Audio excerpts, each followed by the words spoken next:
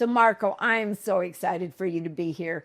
Thank you for having me. You know, I've read your book, and it's quite a book. I mean, you are so authentic and so vulnerable in that book. I think that's one of the reasons you're so successful. Vulnerability brings out success. So let's go back to the beginning. Of my story. Yeah, of your story.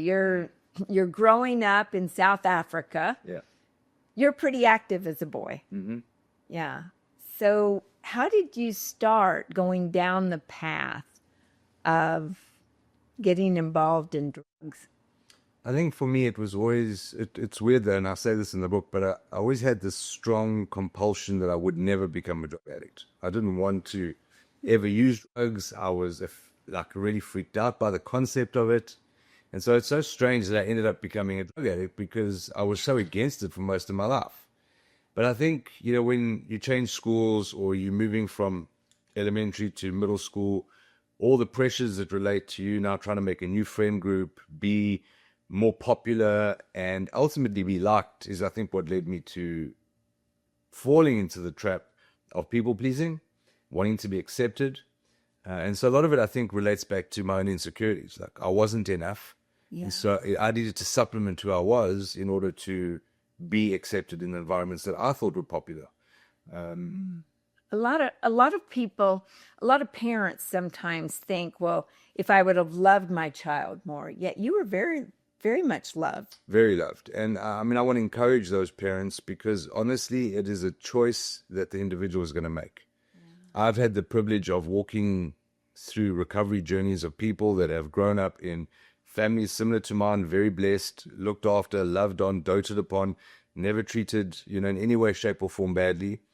And they've made a mess of their lives. At the same time, I've had the privilege of meeting people who have grown up in the most horrendous of homes, the most horrendous of upbringings, suffering all sorts of abuse, who have turned around and made a huge success of their lives. And so the issue is not the parents and what they could have done differently, because the truth is we can't do anything differently. My parents loved me. They, in hindsight, and they knew this, they enabled me a lot. Or specifically my mom, but it wasn't because she was trying to hurt me. She just didn't know any better. Right. She wanted to be there for me. Yeah. Nobody gives us an owner manual. No, they don't. For raising kids. Yeah. So here you are, you're a people pleaser, which a lot of people fall into. Right. Because of those insecurities in themselves. I know I have done the same thing. And when we please people, then all of a sudden, does that peer pressure just become like a vice that just keeps squeezing you? It does. And it becomes a compulsion to always want to push the envelope a little bit further. So people pleasing never really ends because you can't please people. You can't please everyone. And so if you're living to please everyone, then you're always on the hunt for what do I need to change, what do I need to do to become what people want me to become. And I think that also fed into perhaps some of my ability to fabricate realities in my own mind about my own life, because I would make up, there's no good way to say it. I was a pathological liar. And so I would create narratives in my mind about my life and the life I wanted people to think that I had to start keeping track of all of these degrees of lies that I was telling. Oh. And so it's quite a tiring process. So wait, you would tell lie upon lie, and then, well, you're very intelligent. Yeah, So were you able to keep all of these lies straight? yes. Well, I thought that was a gift, but in hindsight, it's actually a curse. But I was able to keep the narrative straight, and I weave the story together, and I just, for whatever reason, I had this ability.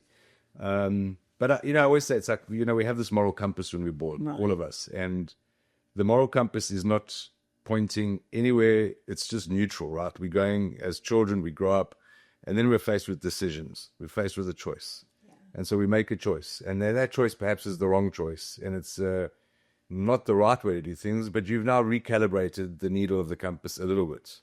And it just gets worse because progressively, inch by inch or degree by degree, your moral compass is completely skewed. And so I couldn't see what I was doing as being wrong.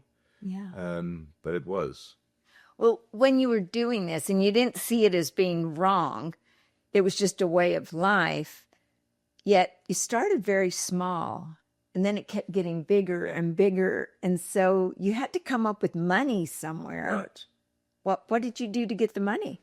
So I thought that because I loved my addiction so much and I loved taking drugs so much at that point, I thought, well, the best thing I could do is sell drugs, right, and become a dealer. Oh, And so I thought, well, that's the way to make money and still be able to support my habit and be in the environments that I wanted to be in. But there is a saying that whenever I speak at schools or I speak with young groups of people, I say, what's the first rule about dealing drugs? And every kid knows the answer. It's don't get high on your own supply. And I was terrible at that. So I wasn't a great drug dealer in the end because I used all my own stuff anyway, and I just ended up in a lot of debt.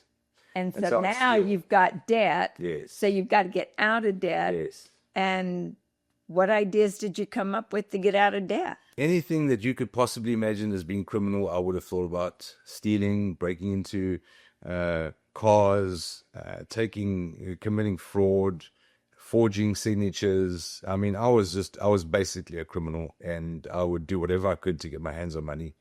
And because the addiction spirals, I mean, nobody ever starts off thinking that they're going to end up on the streets or shooting heroin in their arms, but that ultimately is where all of us end up. You know, if it's not heroin, it's crack or meth or whatever it is. But the reality is your addiction escalates because that feeling or that high never, ever, ever will be the same as your first hit. And so you're always chasing something more. You always need more. Your usage goes up. You spend more money. And so I always say this, you know, I've never met in my life a successful drug addict because they just end up always failing in the end. They might be able to hide it for a while, but at some point it catches up with you. Well, and a lot of people think that the drug addict is bad. No, the drugs are bad. Correct. The person is not bad. A lot of times they say that people do drugs to get away from some kind of pain in their life because that makes them feel good. Right. So was it to feel good and be part of a group? Or was there something that was a little bit more painful in your life you were working to get rid of? Yeah, that's a good question. I think that, you know, trauma affects us in different ways. And I think that, I mean, I definitely do know that by default, I would run away from dealing with things to the solace of taking drugs because I didn't have to deal with it. So there's a very real reality that you get this moment in time where you can be extracted from your current situation and be in a blissful state. And so that's definitely an escape mechanism, and it's a medium of escape. But I also think it was just the hamster wheel that you get on, right? And so you start, and then this hamster wheel keeps going, and it just gets worse and worse. And eventually you become quite desperate because you realize that what looked like a really amazing lifestyle or an amazing life to live turns out to be pretty horrid and pretty dark. You know, you're exposed to all sorts of things, and you start to realize there's a very dark underbelly to this. And so, yeah, I mean, but then how do you fix that? You just get more hard, you know, and so it's this vicious cycle that just repeats itself. Did you ever steal from your own family? I probably stole the most from my own family. My poor parents, I destroyed them. My parents were hard workers, owned restaurants, and yeah, that's the easiest place that you can steal from because they're in your environment and they trust you. I mean, I have my own children today, you know, and I trust my kids. And so it was easy to steal from them. And I did, little by little, basically almost bankrupted them, spent all of their savings, all of their investments, I cashed out. And yeah, when it came to, I mean, my parents were in a bad place. They had to sell their house, had had a share in a game reserve, they had to sell that. Yeah, and so one of my dreams, and I'm supposed that's post the addiction, but one of my dreams was always to be able to repay them. And to show them that to make good on what I'd done. And so I'm grateful that I was able to do that as well. Well, and that's the part. You didn't just, I mean, we're in the depths of discussion right now of things that were happening. And I so appreciate your vulnerability in this to help everybody that's watching, because it wasn't that you wanted to do anything bad. Yeah. It was that this addiction was bigger than you were. Right. Yeah. Yeah. And when it gets that big, you loved your parents. Mm-hmm. You loved your mother very much. Yes. Yet this addiction seemed to desire your love more. Correct. And it really is, there's only one place that your affection goes, and that's to the drugs. There is no sense of morality at some point in an addict's life, because there is no choice that will be made that is going to go against your addiction. It's always going to be to feed it until you break free from it. And so it didn't actually matter. I mean, and this is one of the saddest moments of my life, but I drove my own mom to attempt suicide, because of my behavior. And I had no sympathy for her. In hindsight, I'm absolutely disgusted with that. But in the moment, I didn't care. Now, I've seen this over and over again with people that are caught in the depths of addiction. People think that if you just give them enough of a reason to change, they'll want to change. Yeah. They will not change for anything unless it's from within themselves. I've seen parents abandon their children at drug dealers because they wanted to go get drugs but didn't have money, so they left their babies with drug dealers and said, I'll come back, I'm just going to go draw money, I have to fetch my kid, and they never come back. And so that's the kind of level that you're living in. So if a parent, or let's say a sibling of a parent that was addicted, and they're saying they love the drugs more than they love me, that really isn't a true statement. Yeah, I mean, I can see why they say that, because it does seem that the reality is this is more important to you than your relationships or our family or our love or whatever the case is. But it is unfair in the sense that there really isn't a choice to make. Yeah. It's not like you're actively making the choice every day that I love to take drugs more than I do caring for my children. It's just that this is what I need to do. This is my life. And so once you have that lifestyle, you're the only one that can put an end to it. Correct. Okay, so I want to just have a couple of things that maybe happened while you were on the drugs. And what was it? Because there's always a defining moment. What was the defining moment for you to say, enough is enough, I'm turning my life around? So a lot of my addiction, well, over my years of addiction, I experienced horrible things and saw horrible things, but I also became extremely depressed in terms of I just hated the person I'd become. Mm-hmm. I loathed myself because I literally was. I say this all the time. I was like the walking dead. I was just, from moment to moment, all I could think about was my next fix, my next high, and it just surrounded my life. And I hated the life I was in. And so that led me to suicide attempts, multiple suicide attempts. And probably the one that stood out for me the most in terms of my drug addiction at the moment was when I attempted the last suicide attempt, which was in a rehab in the middle of Johannesburg City, and I slit my wrists. And in that moment, I realized, because I'd slit my wrists before, but never did it the way you should have done it or the way it works, right? Yeah. So this time I thought I'm going to do it the way it works. And when I realized that I was dying because this blood just sort of gushed out of me, I realized I didn't actually want to die. Because you don't want to actually die. Nobody wants to die in that moment. And I was like, oh my gosh, how do I stop this now? And then it's weird because like the enemy, the devil comes in and he starts to say, but if you ask for help, people will just think it's your pride. Or people will just think you're looking for attention. Wow. And so my pride won't allow me to ask for help now, because now I'm thinking, well, I don't want to be that person either, because remember, I'm a people pleaser, so I don't want people to think badly of me. And so I was just like, well, I have to do it. And I remember in that moment, I passed out and I experienced something. I mean, a lot of people have these positive out-of-body experiences, or at least maybe near-death experiences. This wasn't positive for me at all. It was absolutely negative. I felt as if I was sucked into a tunnel, and I didn't see anything, but I could hear noise and just this visceral noise, and it was just tormenting, and I felt fear and pain, and just a fear gripped my heart, like my stomach was being knotted up. And then all of a sudden, it was like the noise started to silence, and I was sucked back, and I opened my eyes, and they were busy shocking me with the pedals. And so I always wonder, like, was I on my way to the place that people don't like to talk about today, No. It's like the place that is continually burning, right? Correct, that place. And then I was like, man, I got to change my life. But even that didn't change me.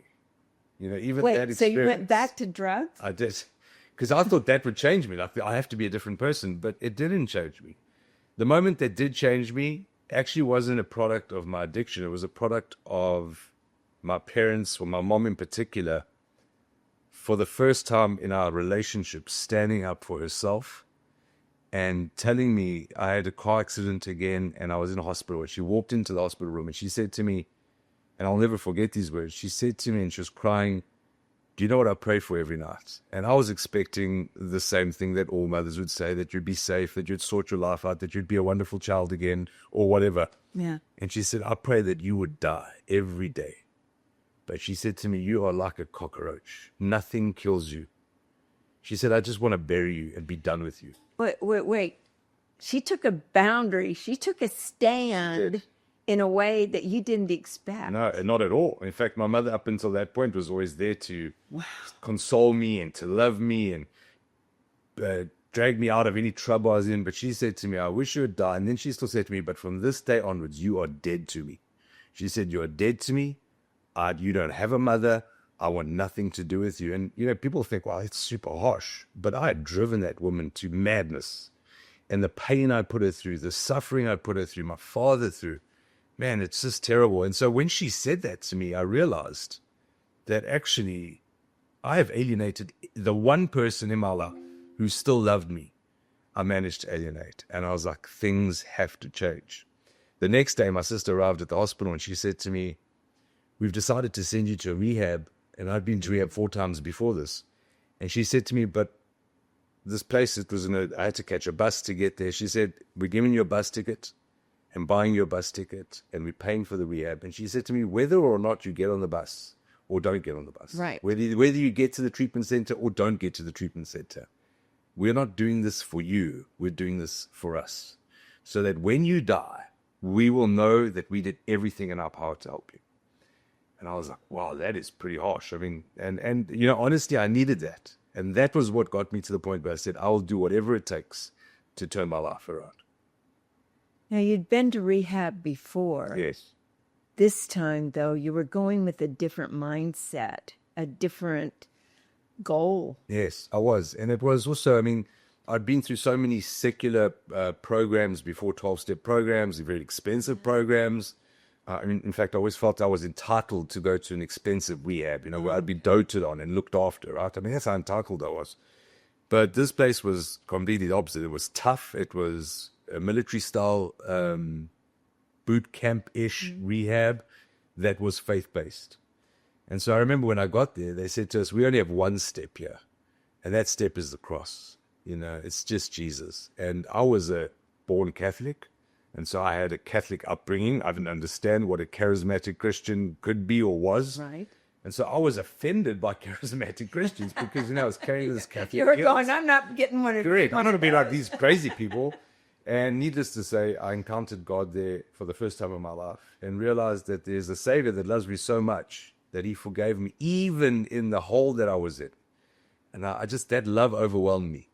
And that started what is now 26 years later of being clean, 26 years of living my life for him and to show people that there is hope, that addiction can be beaten, that it's not the defining moment in your story. It is part of your story, but your story is a lot more than that. Well, and you've helped so many other people. Praise God. I'm grateful I was able to do that. Well, and now being a pastor of a church, it's growing very fast. And you go out and you speak to young adults.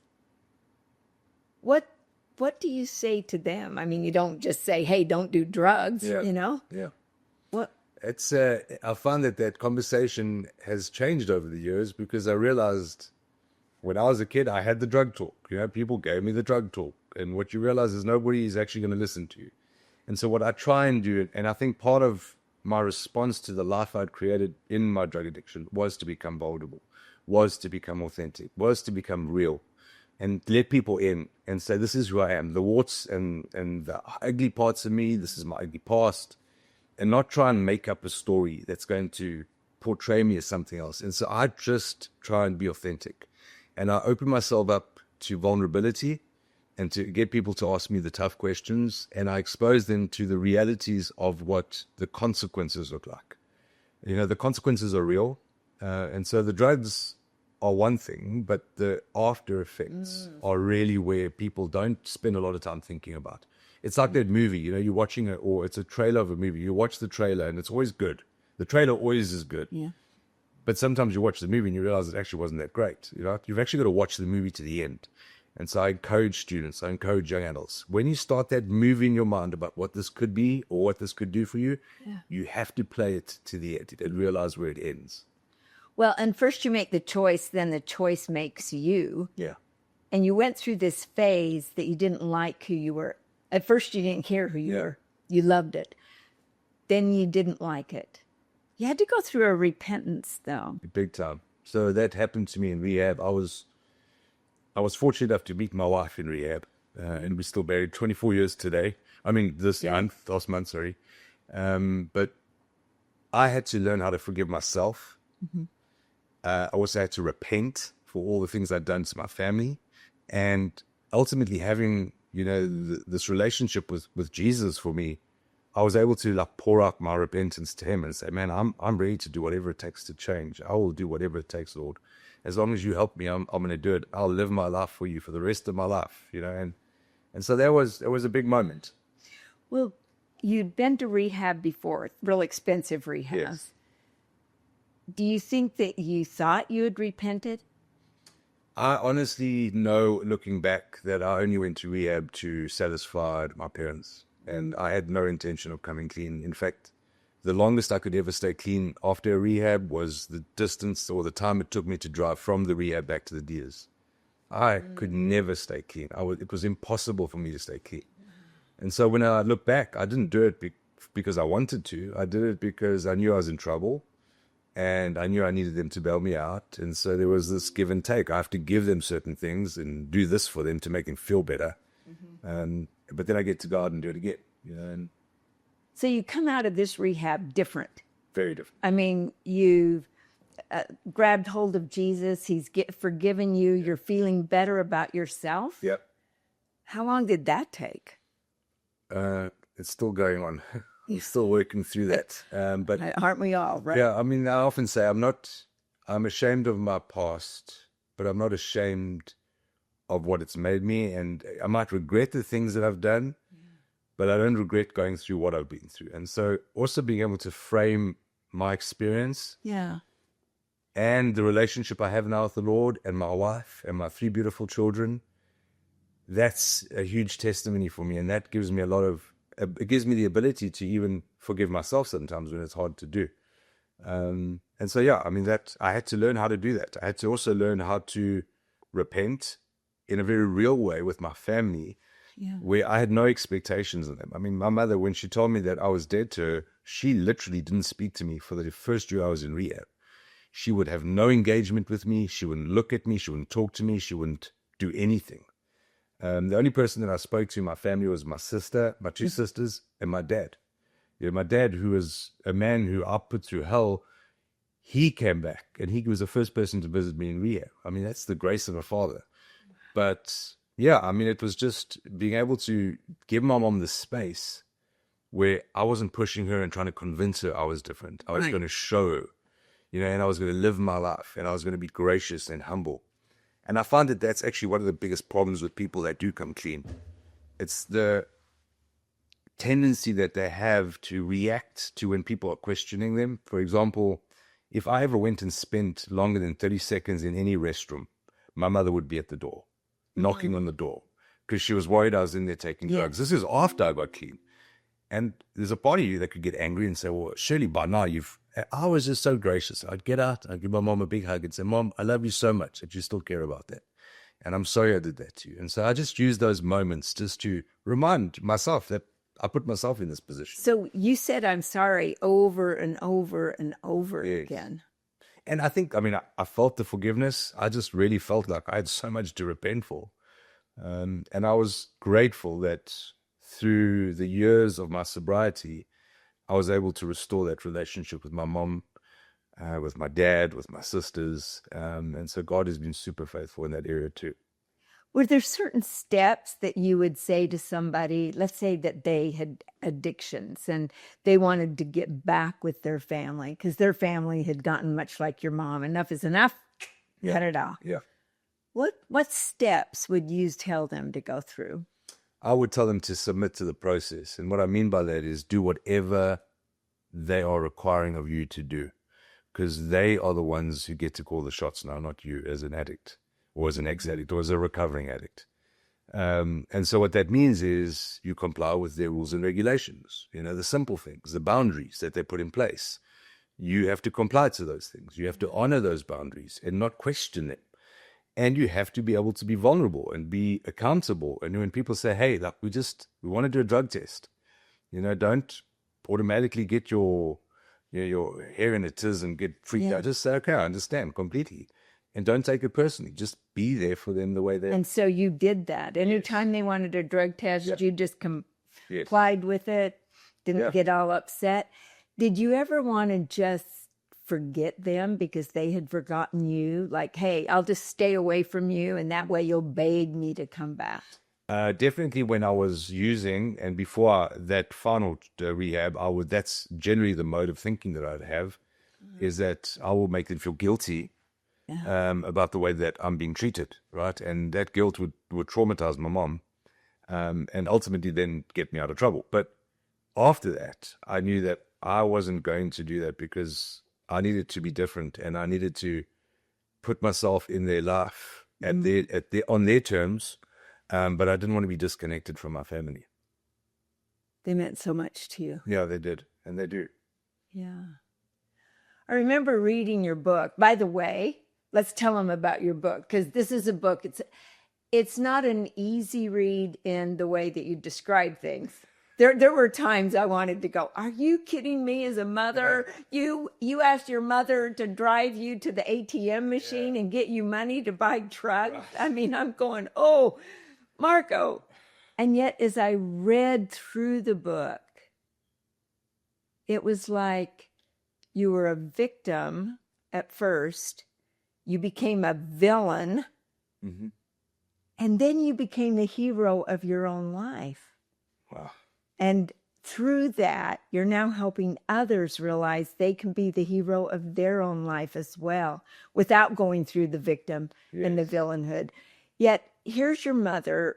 Did you ever just tell her over and over again how sorry you were? I did. And I would tell her all the time how much I loved her. And we were very close. My mother and I were always very close. And even after, once I'd proven to her that I changed. And what was interesting is that I changed so much that people couldn't actually believe that I was the same person. Like they just couldn't. And tell me more about that. You mean from when you were on drugs to where you were off of drugs? I was just completely different. And what I found is that some people actually don't like that. Yeah. And it's weird though, because like I noticed it with my family. They would think that I've become like this crazy crusader for Christ, and like this hyper spiritual, hyper religious person. But I've never been I'm not a religious person at all. But just the difference in my life was so stark, and it took them a while to get to know that. And then by God's grace, my mom came to faith after I left rehab and was clean for 8 years. She got saved. But it took 8 years for her to actually understand that this change in me was real, and the place that the change had come from was ultimately from God. 8 years. Yeah. So it was kind of like grace plus truth over time. Correct. Brought your family back together. Yes. It did, and it's just made our relationship stronger and stronger over the years, and it was time. And so again, don't rush the process. Sometimes we expect that years of abuse or years of treating people badly can just be fixed in an instant. It doesn't do that. It takes time. Wounds have to heal. And sometimes there's always going to be a scar. And that's okay, and it's just, that's part of the process. And so let people restore the relationship with you at their pace. And then I always find that works out the best for everyone. Yeah. But you always went back to them though. You never just really, what if they didn't want you around? Well, so that's, I was ready for that. In fact, I assumed that would be the case after I finished my 4-month program. I did 4 months, and then I realized I wasn't ready to leave the rehab because I wasn't strong enough yet. So I did another 4 months, and then I ended up spending over 2 years there. But I thought that I would have nowhere to go to.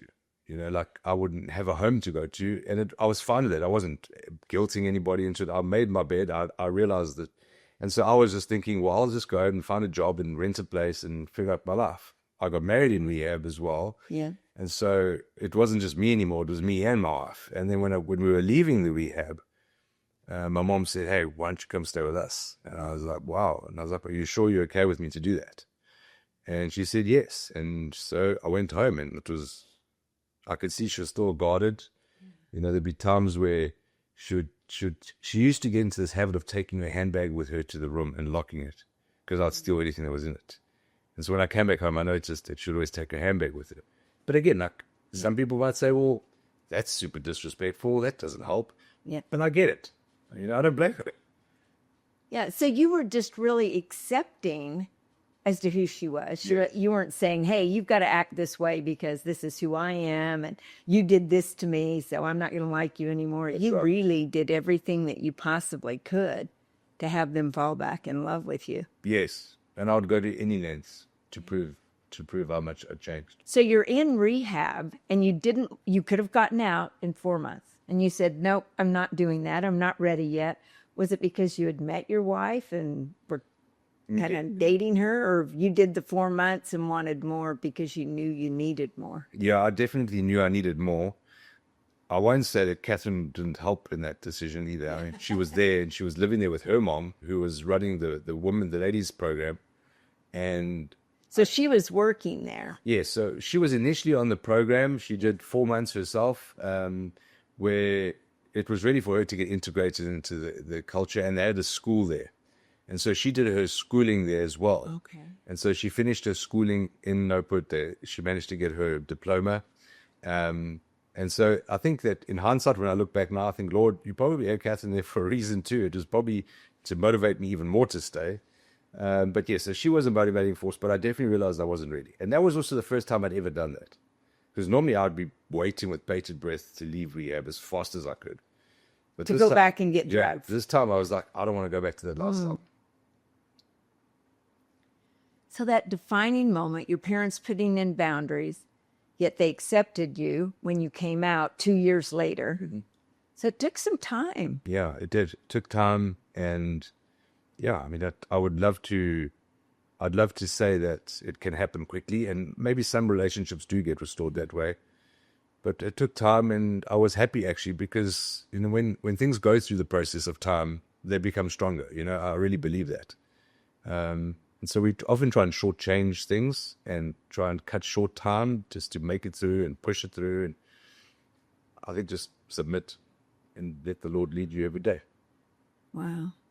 So tell us about how strong your family is now. Because I know the outcome. I want to give them really a lot of hope here. So my family, in terms of my side of the family, we are all close, strong. My mother unfortunately passed away, so I miss her. But even being there with her, during that last week of her life, I really was just reminded of how grateful I was that she got to see me change. And yeah, my dad, I'm super close with my dad. He comes and he spends 4 to 6 months with us at a time here. So we're excited about that. We love having him around because he cooks great food as well. My sisters, we're planning to go back to South Africa this August. And so we'll see them again, spend some time with them. So that relationship's great. In terms of my immediate family, my wife and I are happily married after all of these years, which is also an anomaly because they say rehab romances never work out. Right. But we did, and because I think it was a God thing, and we had 3 beautiful children. Our oldest son, Alessia, was in the Air Force. And then we have Dino, a 16-year-old mountain biker, and my daughter Arabella, who's a gymnast. Well, now you're also an extreme sport enthusiast. Yes. Oh, I never was. I became an extreme sport enthusiast because when I left rehab, I wanted to change the world. I was like, I've got to tell people that drugs can be beaten. Yeah. How am I going to do that? Because everyone's got that story. I was like, well, I'm going to do what most people would think is crazy. I'm going to climb the 7 highest mountains in the world. And then I'm going to walk across the Arabian desert and do something that's never been done before. And everyone would be like, why do you do these things? I was like, well, because it's a parallel to the journey of my life. Yeah. You've got to look at the mountain and think, man, that thing's unachievable. It's like addiction. I can't get through this. I'll never make it to the top. But you will get to the top if you just put one foot in front of the other. You will cross the desert if you put one foot in front of the other. So it's the time and it's the process of change. And so that's how I got into extreme sports. We've got to do the desert thing, because I know the story, and I'd love for all of you to hear this. You decide to cross a desert that no one else has crossed. For how many days were you going to be? It was 40 days. Well, we had planned enough food for 40 days. And so the trip was the Arabian Desert, which has been crossed, but never on foot and unsupported. So people have crossed it with camels. They've crossed it in vehicles. But nobody has ever made the crossing on foot, pulling their own water and supplies. And so that journey was 1,208 kilometers. So call that 880 miles around there. Over 40 days. In the sand. How did you make something that you could actually pull in the sand? Years of failure. We had been planning this trip and training for it for 3 years, and we knew that we needed to carry water, and we couldn't do it in our backpacks because it just wouldn't be enough. And so we needed a way, a mobile way of pulling something or pushing something that would carry the water for us. And so we built, after 3 attempts, we built what finally became our final cart, which was an aluminium cart with 4 fat bike, mountain bike tires on it. Yeah. And at its heaviest, it was 1,000 one metric ton in weight that we had to pull. And you pulled that? Yeah, we became dogs, literally. We became sled dogs. I was like, we went sledding across the desert because we were pulling that cart. But yeah, we did it. It was insane. So how many miles a day? Or did you track so many miles a day? So we knew that we were aiming for about 40 kilometers a day. So in miles, that would probably be about 28 miles, I suppose, per day. Some days over 800. Yes, over 800 miles. Yeah. Some days we do a lot more. Some days we ended up doing close to 40 miles in a day. And some days we did a lot less because the sand was really soft. And so those days we had to make up for them. Like, you can't just, if you don't make the distance you need to make, it's going to catch up to you. You've got to make it up. And so you've got to push harder the next day or push harder the next week. And so it's this ongoing suffering festival that you go through. But you know, I love that, a suffering festival. Yeah. I realized one thing about suffering. And suffering is the most powerful mechanism for change. It really is. I mean, that desert trip changed my life. And it changed it so profound. Even after I was clean, I mean, I'd been clean by that stage for 14 years. But it changed my life profoundly because in the desert, you have nowhere to hide. Yeah. It's your thoughts in the Lord and the cart and 3 guys who stop talking after day 3 because you've said everything that's possibly could be said. And you don't want to open your mouth. Yeah, you don't want to. You just want to go. And so, suffering was a big part of that journey, but it taught me so much. So one great takeaway, I always give this to my kids, is for those 40 days, because the suffering was so intense, I wished every day away.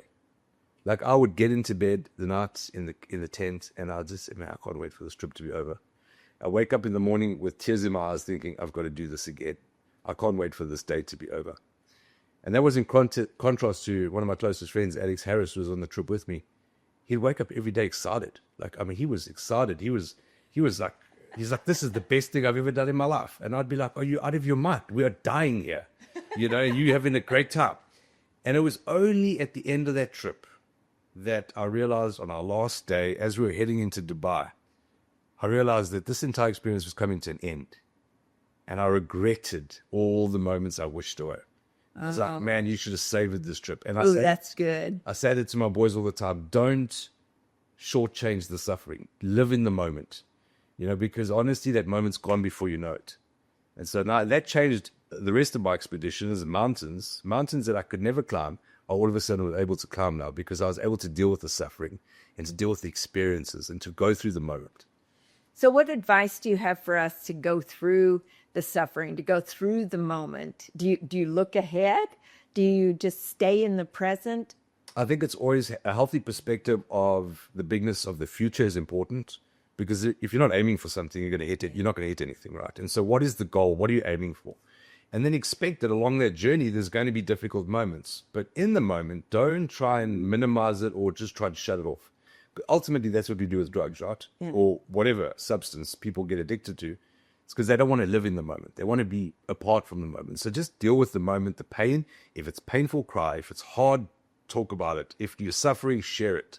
Find somebody that you can lean into. But then keep your eyes on the future, because this day will pass. Tomorrow's another day. I've realized that every day is a new day.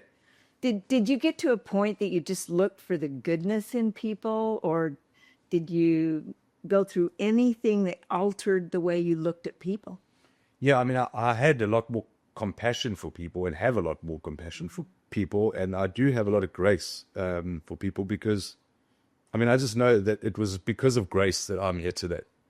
I'm a product of grace. And so I think we should extend grace more readily. And grace means we love people regardless of what they've done. And yes, we hold them accountable, but have grace, And so for me, I think I view the world and people around me with a lot more grace and compassion, and meeting people where they're at. So what got into you that you said, I'm going to go to Austin, Texas. You're in South Africa. I'm going to go to Austin, Texas, and I'm going to start a church. Yeah, so that was an interesting story on its own. So part of the expeditions and the extreme sports was I needed a way to fund those things, because they're not cheap. No. Climbing mountains, unfortunately, is very expensive. And so I was like, well, I can try to get sponsorship, right? And then I was like, well, nobody wants to sponsor ex-crack cocaine and heroin addicts to go and climb mountains, And so I was like, well, if I'm going to do this, then I've got to build my own source of income and wealth, so I can do it. And so I started a technology company. And just to put that in perspective, I have no formal training. I have no university degree. I barely finished school. And I had it in my mind that I could start a technology business. And I did. I started. And you did. It was one of the biggest. Yeah. And by God's grace, again, it's in spite of me. That God, it's all God. Because he built this business. He built this company. The company grew internationally. We grew into other territories. And ultimately where it ended up was around 2015. We were serving in our local church as well as I was on the eldership team, and we were leading a campus. And I just felt like the Lord said to me that I need you to go to America, because I have an assignment there for you, and I want you to plant a church. And I was like, plant a church? I don't know why I plant a church. I'm not a church planter. I don't know the first thing about planting a church. And the Lord was like, well, you got to do this. And so Catherine and I spoke about it, and she prayed about it, and she also felt confirmation that that's what God wanted from us. But then at the same time, but the business world, my shareholders came to me and said that they wanted to open an office in the US, and they wanted me to go and immigrate to America and run the company from the States, from here. And I was like, okay, as long as you're clear, I'm immigrating. I'm not coming back. And I said to them, well, where should we go? And they were like, well, let's go to Austin, Texas, which is where God told us to come. And so I was like, okay, Lord, well, clearly you're opening the door. So when we arrived there, we had a dual purpose. One was build the company, set it up, get it established. And then the second part was plant the church. And God was so gracious in all that. And today still, I don't know what I'm doing. I really don't know what I'm doing. I promise you. You do a great job. No, I don't know. And you know God's word very, very well. When you came here, and let's go back to when you were building the technology company, though. Do you feel that addiction, that same thing that drove you to drugs, drove you to success? Yeah, I think that by nature, drug addicts are very tenacious individuals. Okay, so we have tenacity. Yeah. We do not give up, because believe me, there is no wall that will stop me to get to my drugs. And when you can channel that, because it's in me, right? That's just my drive. When you can channel that into a way that deals positively with the outcomes, I find that ex-drug addicts make amazing company leaders or visionaries or galvanizers. I find that they do. And they generally succeed, because they won't take no for an answer, and they won't take failure as an answer. And I mean, for some people, it's an unhealthy drive, because it's a chip on their shoulder. They want to prove to the world that they've made something of themselves. But I think for the most part, for me, it was, man, I'm just going to push. I'm going to keep pretending I know what I'm doing. And so eventually it all works out. And people will, which is also strange, because I was always a great salesman. And then Catherine, my wife, should always say to me, oh, it's because you used to sell drugs. And I was like, well, that's terrible. But I used to tell my clients my story as well, which was amazing. Business for me was a way to share my testimony. Yeah. with people, multinational companies, blue chip companies sitting in boardrooms at Coca-Cola talking about my drug addiction and what God had done in my life. It was mind-blowing that was the position and the influence God was giving me. And so I'm also super passionate about the kingdom and the marketplace. Like we have this weird view that church and work, secular work, is disconnected. It's not. Right. Everything we do is holy for God. And so people that are in the marketplace are living their call. You know, you don't have to be a pastor to have substance or value. You know, God lives in us. You know, so that's been one of my passions. No, I think that's important. And I think that happened way back in Galileo's days when the church and science were together. Yeah. And then all of a sudden, the church said, hey, you like science, you take that. We like spirituality, we'll take that. And when they separated those two, everything about science went to them and everything about church and spirituality went this way. Whereas it was one at one point. Yeah, and I think now it's kind of coming back together. People are actually reaching out to churches saying, teach us leadership, teach us how to grow. Because let's face it, you're selling something invisible. Right. That's a whole lot harder than selling something like technology that's going to change the world. Right. Well, you know you're changing the world when you share your faith. That's right. Yet a lot of people go, this is business. Yeah. But we learn so much from each other. We do. And it's the relationships. It's the people that you meet. I mean, this relationship. You know, God puts us into these environments where we get to meet awesome people. It's all about love, isn't it? Yeah. You know, and I think about when that baby is born and they put the baby on the mother's chest, just wants to be held. It just wants that love. Yeah. It doesn't say, hey, did that hurt you? Yeah. I'm really sorry. Yeah. No. No. It just wants love. Yeah. It just wants love. That's right. And in the nursing homes, I think those people just want love. And the ones that don't have people visit them and they don't have that love are the ones that die real quick. It's so true. They die of loneliness and a broken heart. Yeah. And so in a way, it seems as though you got into drugs because you wanted the love and acceptance of your friends and peers, yet you found that the love of Christ and the love that you have for people actually took you away from that as well. Yeah. Correct. So love got you into it. More importantly, though, love got you out of it. Yes. Yeah. That's so exactly right. Today is about love. If you're watching this, call somebody you love and tell them. Great idea. I'm going to do that myself when I leave you. Yeah. You know, we did a class once, and it was so fun because Chad Hymas, great speaker, he had a he had a ton of hay fall on him and literally put him in a wheelchair for the rest of his life.